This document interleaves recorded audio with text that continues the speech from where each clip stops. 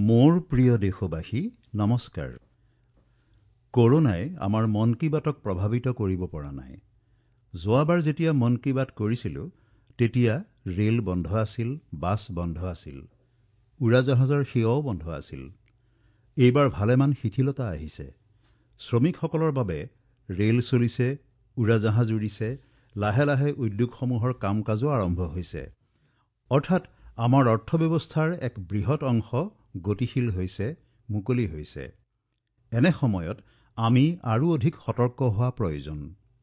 2 গজ দূৰত্বৰ নিয়মেই হওক, মুখত মাস্ক পিন্ধাৰ কথাই হওক, ঘৰতে থকাই হওক, এই সকলোবোৰ পালনত সামান্যও অৱহেলা কৰা উচিত নহয়। সমগ্ৰ দেশতে সামূহিকভাৱে কৰোনাৰ বিৰুদ্ধে বেছ সবল আৰু শক্তিশালীভাৱে যুঁজি থকা হৈছে। বিশ্ব প্ৰেক্ষাপটত ভাৰতবাসীৰ উপলব্ধি বৃহৎ ৰূপত প্ৰতিফলিত হয়। জনসংখ্যাৰ ফালৰ পৰা বিশাল দেশ ভাৰতৰ সন্মুখত বিভিন্ন ধৰণৰ প্ৰত্যাহ্বান থাকিলেও আন দেশৰ তুলনাত আমাৰ দেশত সংক্ৰমণ যথেষ্ট কম। কৰোনাত মৃত্যুৰ সংখ্যাও কম। যি ক্ষতি হৈছে তাৰ বাবে সকলোৱেই দুঃখিত, কিন্তু যিখিনি ৰক্ষা পৰিছে সেয়া সম্ভৱপৰ হৈছে প্ৰত্যেক দেশবাসীৰ যুঁজৰ বাবে। প্ৰকৃত অৰ্থত ই এক গণসংগ্ৰাম। বন্ধুসকল, দেশবাসীৰ সংকল্প শক্তিৰ উপৰি আমাৰ আৰু এক শক্তিয়ে এই যুঁজখনত আমাক সহায় কৰিছে। সেয়া হৈছে দেশবাসীৰ সেৱা শক্তি। বাস্তৱত এই মহামাৰীৰ সময়ত আমি ভাৰতবাসীয়ে এই কথা প্ৰমাণিত কৰিছোঁ যে সেৱা আৰু ত্যাগ কেৱল আমাৰ আদৰ্শই নহয়, ভাৰতৰ জীৱন পদ্ধতি। আমাৰ ইয়াত কয়, সেৱা পৰম ধৰ্মঃ, সেৱা স্বয়ং মে সুখ হে, সেৱা মে হি সন্তোষ হে। আপুনি নিশ্চয় মন কৰিছে যে আনৰ সেৱা কৰা লোকৰ জীৱনত হতাশা, চাপ আদি কেতিয়াও দেখা পোৱা নাযায়। তেওঁলোকৰ জীৱনত প্ৰচুৰ আত্মবিশ্বাস, ইতিবাচক মনোভাৱ আৰু প্ৰতিপল সজীৱতা পৰিলক্ষিত হয়। বন্ধুসকল, আমাৰ চিকিৎসক, নাৰ্ছ, চাফাই কৰ্মী, আৰক্ষী, সংবাদকৰ্মীসকলৰ সেৱাৰ কথা কেইবাবাৰো উল্লেখ কৰিছোঁ। সেৱাতেই নিজৰ সৰ্বস্ব উজাৰি দিয়া অসংখ্য লোক আছে। এনে এজন লোক তামিলনাডুৰ চি মোহন। চি মোহন ডাঙৰীয়াৰ মাদুৰাইত এখন চেলুন আছে। নিজৰ শ্ৰমেৰে আৰ্জন কৰা 5 লাখ টকা তেওঁ জীয়ৰীৰ শিক্ষাৰ বাবে থৈছিল। পিছে সেই ধন তেওঁ দুখীয়া লোকৰ সেৱাত খৰচ কৰিলে। সেইদৰে আগৰতলাৰ ঠেলাচালক গৌতম দাস ডাঙৰীয়াই নিজৰ উপাৰ্জনৰ ধনেৰে আৰ্তজনক আহাৰ যোগান ধৰিছে। পঞ্জাৱৰ পাঠানকোটৰ তেনে এটা উদাহৰণ পাইছোঁ। দিব্যাংগ ভাতৃ ৰাজুৱে নিজৰ সামান্য পুঁজিৰে 3000তকৈ অধিক মাস্ক তৈয়াৰ কৰি মানুহৰ মাজত বিতৰণ কৰিলে। ভাই ৰাজুৱে এই সমস্যাৰ সময়ত প্ৰায় 100 পৰিয়ালক খাদ্য সামগ্ৰীও যোগান ধৰিছে। দেশৰ সকলো অঞ্চলৰ পৰা মহিলা আত্মসহায়ক গোটৰ অশেষ পৰিশ্ৰমৰ অসংখ্য কাহিনী এইকেইদিন আমাৰ ওচৰলৈ আহি আছে। গাঁও অঞ্চলত সৰু সৰু চুবুৰীত আমাৰ ভগ্নী কন্যাসকলে প্ৰতিনিয়ত হাজাৰ হাজাৰ মাস্ক তৈয়াৰ কৰিছে। বহুতো সামাজিক সংগঠনে এওঁলোকক এনে কাৰ্যত সহায় কৰিছে। বন্ধুসকল, এনে বহু উদাহৰণ প্ৰতিদিনে সন্মুখলৈ আহিছে, শুনিবলৈ পোৱা গৈছে। বহু ব্যক্তিয়ে নিজেই মোলৈ নমো এপ আৰু অন্যান্য মাধ্যমৰ জৰিয়তে নিজৰ প্ৰচেষ্টাৰ কথা সদৰি কৰিছে। সময়ৰ অভাৱত মই বহুজনৰ, বহু সংগঠনৰ আৰু বহু সংস্থাৰ নাম ল'ব নোৱাৰিলোঁ। সেৱা ভাৱেৰে মানুহৰ কল্যাণৰ বাবে কাম কৰি থকা এনে সকলো লোককে মই প্ৰশংসা কৰিছোঁ, সন্মান জনাইছোঁ আৰু আন্তৰিক অভিনন্দন জ্ঞাপন কৰিছোঁ। মোৰ প্ৰিয় দেশবাসী, আৰু এটা কথা যি মোৰ মন স্পৰ্শ কৰিছে সেয়া হৈছে সংকটৰ এই সময়ছোৱাত ঘটা ইনোভেশ্যন বা উদ্ভাৱন। গাঁৱৰ পৰা চহৰলৈকে ব্যাপ্ত সকলো দেশবাসী, সৰু সুৰা ব্যৱসায়ীৰ পৰা ষ্টাৰ্টআপলৈকে আৰু আমাৰ গৱেষণাগাৰসমূহে কৰোনাৰ বিৰুদ্ধে চলা এই সংগ্ৰামত নতুন নতুন চিন্তা আৰু পদ্ধতিৰ উন্মেষ ঘটাইছে, নতুন নতুন উদ্ভাৱনৰ সৃষ্টি কৰিছে। উদাহৰণস্বৰূপে নাছিকৰ ৰাজেন্দ্ৰ যাদৱৰ মনোগ্ৰাহী উদাহৰণটোকে লওকচোন। ৰাজেন্দ্ৰ ডাঙৰীয়া নাছিকৰ সতনা গাঁৱৰ এজন কৃষক। নিজৰ গাঁওখনক কৰোনা সংক্ৰমণৰ পৰা ৰক্ষা কৰিবৰ কাৰণে তেওঁ নিজৰ ট্ৰেক্টৰখনৰ সৈতে এটা ছেনিটাইজাৰ মেচিন যুক্ত কৰি লৈছে আৰু এই উদ্ভাৱনীমূলক যন্ত্ৰটোৱে ফলপ্ৰসূভাৱে কাম কৰি আছে। এনেধৰণৰে মই ছ'চিয়েল মিডিয়াত বহুবোৰ ছবি প্ৰত্যক্ষ কৰিছোঁ। কিছুমান দোকানীয়ে গ্ৰাহকৰ মাজত 2 গজ ব্যৱধান বৰ্তাই ৰাখিবৰ কাৰণে দোকানত ডাঙৰ আকাৰৰ পাইপলাইনৰ ব্যৱস্থা কৰিছে, য'ত এমূৰে তেওঁলোকে বস্তু বাহানি বজাই কৰে আৰু আনটো মূৰে গ্ৰাহকে সেই সামগ্ৰী সংগ্ৰহ কৰে। অধ্যয়নৰ ক্ষেত্ৰতো শিক্ষক আৰু ছাত্ৰসকলে মিলি অনলাইন ক্লাছ, ভিডিঅ' ক্লাছ আদিৰ ক্ষেত্ৰত নানা ধৰণৰ নতুন কৌশল উদ্ভাৱন কৰিছে। কৰোনাৰ প্ৰতিষেধক চিটাৰ বিষয়ে আমাৰ গৱেষণাগাৰত হোৱা কাৰ্যত বিশ্বৰ আটাইয়ে চকু ৰাখিছে আৰু এই ক্ষেত্ৰত আমিও আশাবাদী। যিকোনো পৰিস্থিতিকে সলাবৰ বাবে ইচ্ছাৰ লগতে উদ্ভাৱনী শক্তিৰো প্ৰয়োজন আছে। হাজাৰ বছৰীয়া মানৱ জাতিৰ যাত্ৰাকালত উদ্ভাৱনসমূহেই আজি আধুনিক অৱস্থা পোৱাইছেহি আৰু মহামাৰীক মষিমূৰ কৰিবলৈকো উদ্ভাৱনসমূহৰ প্ৰয়োজন হ'ব। বন্ধুসকল, কৰোনাৰ বিৰুদ্ধে যুঁজখনৰ পথ দীঘলীয়া। বিশ্বৰ কাৰো হাততেই ইয়াৰ পৰা পৰিত্ৰাণৰ উপায় এতিয়ালৈকে পোৱা হোৱা নাই আৰু আগতে এনেধৰণৰ অভিজ্ঞতাও কাৰো হোৱা নাই। তেনেস্থলত নানা অসুবিধা হোৱাটো স্বাভাৱিক। এই কথা কৰোনাৰ দ্বাৰা প্ৰভাৱিত আটাইবোৰ দেশৰ ক্ষেত্ৰতেই প্ৰযোজ্য। ভাৰতবৰ্ষও ইয়াৰ ব্যতিক্ৰম নহয়। দেশৰ সকলো বৰ্গৰ লোকেই কষ্ট পাইছে, কিন্তু আটাইতকৈ কষ্ট পাইছে দুখীয়া শ্ৰমিকসকলে। তেওঁলোকৰ দুখ দুৰ্দশাৰ কথা কোনেনো অনুভৱ নকৰিব। আমি আটাইয়ে এই দুখ ভগাই লোৱাৰ চেষ্টা কৰিছোঁ হওক। ৰেল বিভাগৰ লোকসকল, কেন্দ্ৰ, ৰাজ্য আৰু স্থানীয় প্ৰশাসন আটাইয়ে দিনে নিশাই ইয়াৰ বাবে পৰিশ্ৰম কৰিছে। ৰেল বিভাগৰ কৰ্মচাৰীসকলকো এক প্ৰকাৰে কৰোনা যুঁজৰ আগৰণুৱাই বুলিব পাৰি। লাখ লাখ শ্ৰমিক ৰেল বাছেৰে সুৰক্ষা প্ৰদান কৰি কঢ়িয়াই নিয়া, তেওঁলোকৰ খোৱা বোৱাৰ ব্যৱস্থা কৰা, কোৱাৰেণ্টাইন কেন্দ্ৰৰ ব্যৱস্থা কৰা, পৰীক্ষা, চিকিৎসা ইত্যাদি বৃহৎ মাত্ৰাত কৰা হৈ আছে। কিন্তু বন্ধুসকল, এই ঘটনাৰাজিৰ জৰিয়তে আমি অতীতৰ কাৰ্যাৱলীৰ অৱলোকনৰ আৰু ভৱিষ্যতৰ বাবে জ্ঞান অৰ্জনৰ সুযোগ পাইছোঁ। শ্ৰমিকসকলৰ কষ্টৰ মাজত দেশৰ পূব অঞ্চলৰ কষ্ট প্ৰতিফলিত হৈছে। যি পূব অঞ্চল দেশৰ বিকাশৰ চাবিকাঠি হৈ উঠিব পাৰে, সেই পূব অঞ্চলৰ বিকাশ অত্যন্ত জৰুৰী। মই দেশৰ সেৱাৰ দায়িত্ব পোৱাৰে পৰা পূব অঞ্চলৰ বিকাশক প্ৰাধান্য দি আহিছোঁ। এই ক্ষেত্ৰত ইতিমধ্যে বহুখিনি কৰা হৈছে। পিছে প্ৰৱাসী শ্ৰমিকসকলক দেখি গম পাইছোঁ এই ক্ষেত্ৰত আৰু কৰিবলগীয়া আছে। এই দিশত আগবঢ়াও হৈছে। শ্ৰমিকসকলৰ কৌশল্যৰ মানচিত্ৰ তৈয়াৰ কৰা হৈছে। প্ৰব্ৰজন আয়োগ গঠনৰ কথাও ভবা হৈছে। তদুপৰি কেন্দ্ৰীয় চৰকাৰে গাঁওসমূহক আত্মনিৰ্ভৰশীল কৰাৰ চেষ্টা কৰিছে, লঘু উদ্যোগ গঢ়াৰ প্ৰয়াস কৰিছে। গাঁওবোৰ আত্মনিৰ্ভৰশীল হ'লেহে জিলাবোৰ আৰু ৰাজ্যবোৰ আত্মনিৰ্ভৰশীল হৈ উঠিব। আনন্দৰ বিষয় যে এই দিশত আগবঢ়াৰ বাবে আজি বহু লোকে অভিযান আৰম্ভ কৰিছে। বহু লোকে জনাইছে যে স্থানীয়ভাৱে নিৰ্মিত বস্তুৰ তালিকা তৈয়াৰ কৰি তেওঁলোকে এইবোৰ বস্তু ক্ৰয় কৰা আৰম্ভ কৰিছে। মেক ইন ইণ্ডিয়া বিকাশৰ ক্ষেত্ৰত সকলোৱে নিজাকৈ সংকল্প গ্ৰহণ কৰি কাৰ্যত ৰত হৈছে। বিহাৰৰ এজন বন্ধু হিমাংশুৱে নমো এপৰ জৰিয়তে জনাইছে যে তেওঁ এনে এটি দিন চাব বিচাৰে যিদিনা ভাৰতবৰ্ষত বস্তুৰ আমদানি ন্যূনতম হৈ উঠিব। পেট্ৰল, ডিজেল, ইলেক্ট্ৰনিক সামগ্ৰী, সাৰ, খাদ্যৰূপে ব্যৱহৃত তৈল সামগ্ৰী সকলোৰে আমদানিৰ ক্ষেত্ৰতে এই কথা ভবা হৈছে। মই তেওঁৰ চিন্তা বুজি পাইছোঁ। আমাৰ দেশৰ অনেক বস্তু আমদানি কৰোঁতে কৰদাতাৰ ধন খৰচ কৰা হয়, যিবোৰ বস্তু দেশতে নিৰ্মাণ কৰিব পৰা যায়। অসমৰ পৰা সুদীপে জনাইছে যে তেওঁ মহিলাসকলে নিৰ্মাণ কৰা বাঁহৰ সামগ্ৰীৰ ব্যৱসায় কৰে আৰু অহা 2 বছৰৰ ভিতৰত এই বস্তুবোৰক আন্তঃৰাষ্ট্ৰীয় মানৰ কৰি তোলাৰ বাবে তেওঁ সংকল্পবদ্ধ। মোৰ প্ৰিয় দেশবাসীসকল, কৰোনা সংকটৰ কালছোৱাত বিশ্বৰ বহু নেতাৰ সৈতে হোৱা কথা বতৰাৰ সময়ত গম পাইছোঁ কৰোনা প্ৰতিৰোধৰ ক্ষেত্ৰত যোগ আৰু আয়ুৰ্বেদৰ ভূমিকা সম্পৰ্কে জানিবলৈ বহু নেতা আগ্ৰহী। বন্ধুসকল, আন্তঃৰাষ্ট্ৰীয় যোগ দিৱস আহি আছে। যোগ মানুহৰ জীৱনৰ সৈতে জড়িত হোৱাৰ লগে লগেই সকলো এতিয়া স্বাস্থ্য সচেতন হৈছে।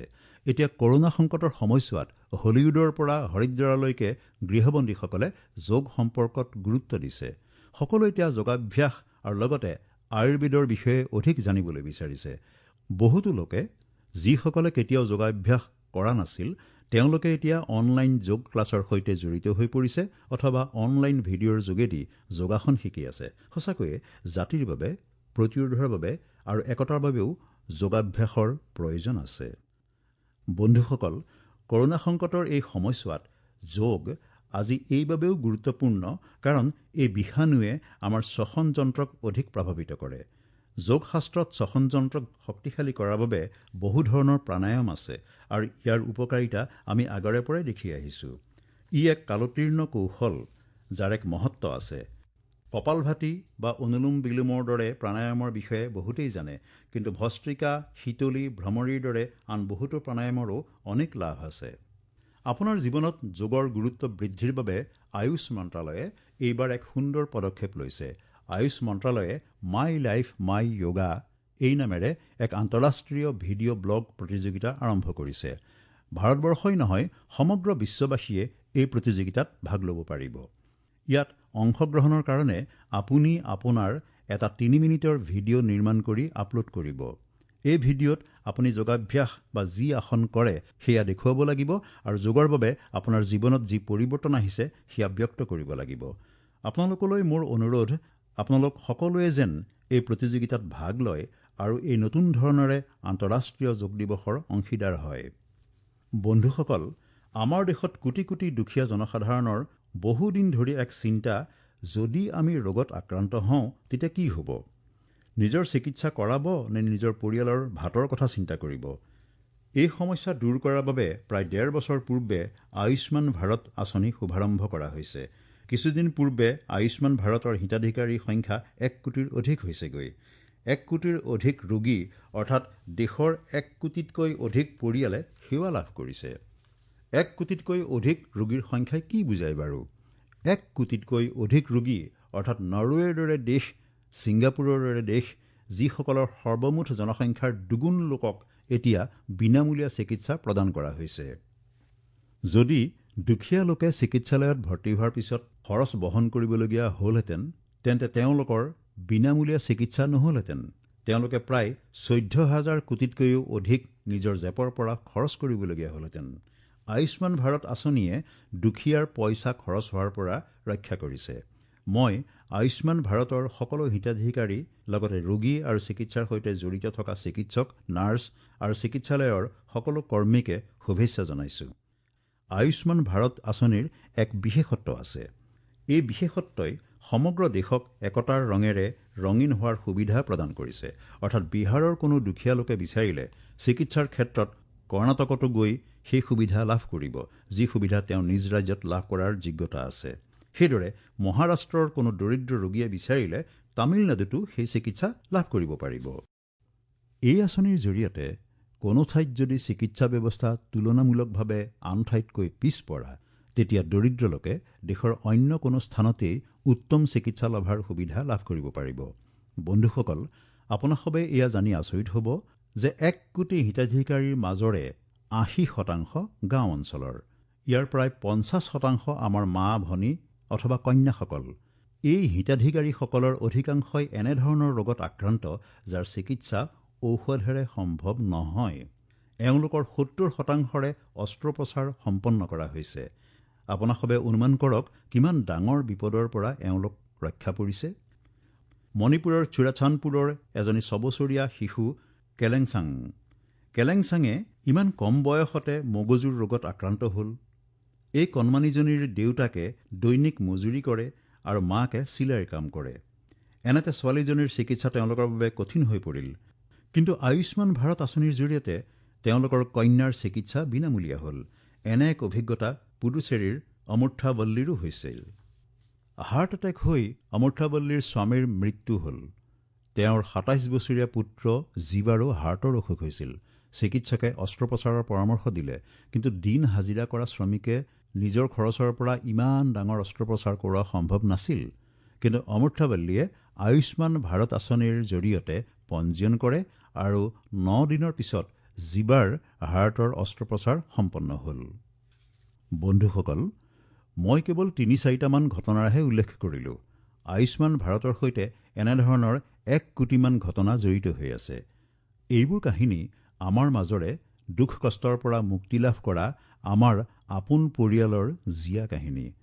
আপোনাসবেও কেতিয়াবা সময় পালে আয়ুষ্মান ভাৰতৰ জৰিয়তে আৰোগ্য লাভ কৰা এনে ব্যক্তিসকলৰ সৈতে কথা বতৰা হ'ব বুলি মই আগ্ৰহ প্ৰকাশ কৰিলোঁ। এটা কথা লক্ষ্য কৰিব, দৰিদ্ৰ লোক এজন ৰোগমুক্ত হৈ উঠিলে তেওঁ দাৰিদ্ৰৰ বিৰুদ্ধে যুঁজ দিয়াৰ শক্তিও আহৰণ কৰে।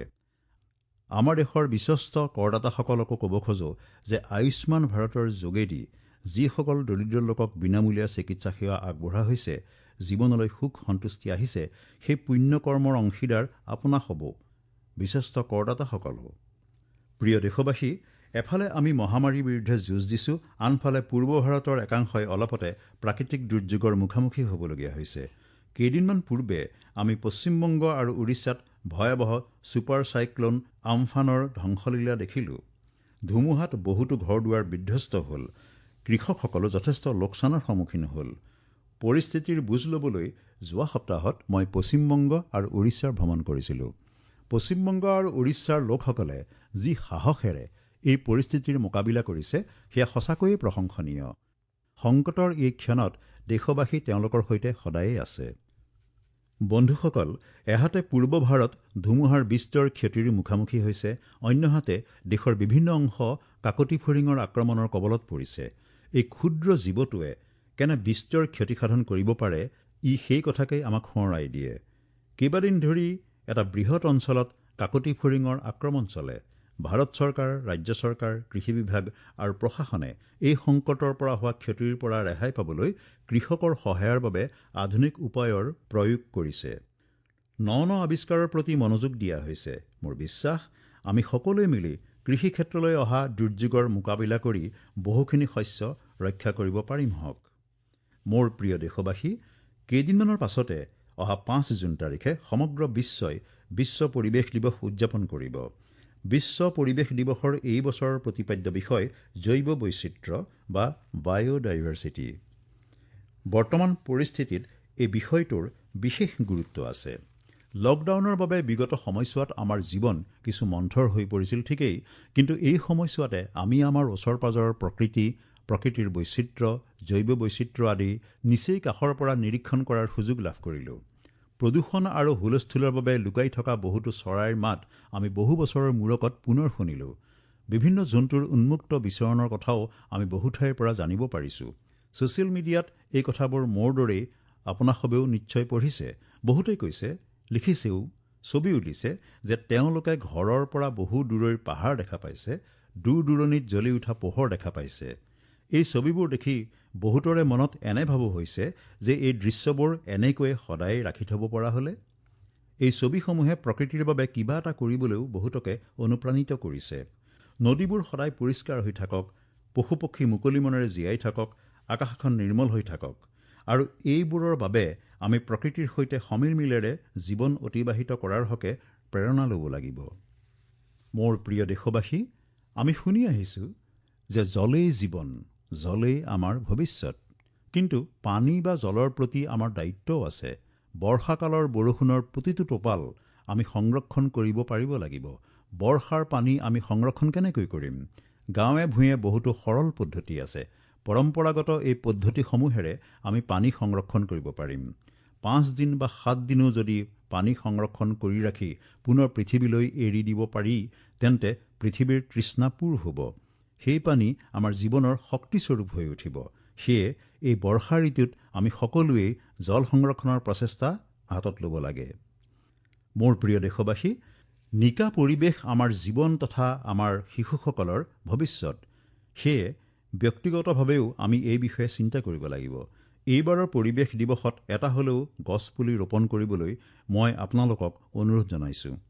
প্ৰকৃতিৰ সেৱাৰ স্বাৰ্থত প্ৰকৃতিৰ সৈতে আপোনাৰ সম্পৰ্ক সদায় যাতে অটুট থাকে, তেনে এক সংকল্পও গ্ৰহণ কৰক। গৰমৰ প্ৰকোপ বাঢ়িবলৈ লৈছে, সেয়ে পক্ষীকুলৰ বাবে পানীৰ ব্যৱস্থা গ্ৰহণ কৰিবলৈ নাপাহৰিব। বন্ধুসকল, যি কঠিন তপস্যাৰে ইমান কঠিনতা সত্ত্বেও যিদৰে পৰিস্থিতি নিয়ন্ত্ৰণ কৰা হৈছে, সেই পৰিস্থিতি যাতে বিনষ্ট নহয় তাৰ বাবে কাম কৰিব। এই যুঁজখন নিশকতীয়া হ'বলৈ কেতিয়াও দিব নোৱাৰি। আমি বিশৃংখল হৈ পৰিলোঁ, সাৱধানতা পৰিহাৰ কৰিলোঁ, এয়া বিকল্প নিশ্চয় নহয়। এতিয়াও কৰোনাৰ বিৰুদ্ধে আমাৰ যুঁজ সমানেই গম্ভীৰ। আপোনাৰ পৰিয়ালৰ বাবে কৰোনাৰ ভয়াৱহতা এতিয়াও গভীৰভাৱে বিদ্যমান। আমি প্ৰতিগৰাকী ব্যক্তিৰে জীৱন সুৰক্ষিত কৰিব লাগিব। সেয়ে 2 গজৰ ব্যৱধান, মাস্ক পৰিধান, হাত ধোৱা ইত্যাদি সাৱধানতাসমূহ এতিয়াৰ দৰেই পালন কৰি থাকক। নিজৰ বাবে, আত্মীয় স্বজনৰ বাবে, দেশৰ বাবে এই সাৱধানতাসমূহ পালন কৰিব বুলি মোৰ সম্পূৰ্ণ বিশ্বাস আছে। এই বিশ্বাস আৰু প্ৰত্যয়েৰে আপোনাৰ সুস্বাস্থ্যৰ বাবে আন্তৰিক শুভকামনা জনাইছোঁ। অনেক নতুন বিষয়বস্তুৰে অহা মাহত পুনৰবাৰ মন কী বাতত লগ হ'ম, মনৰ কথা পাতিম। ধন্যবাদ।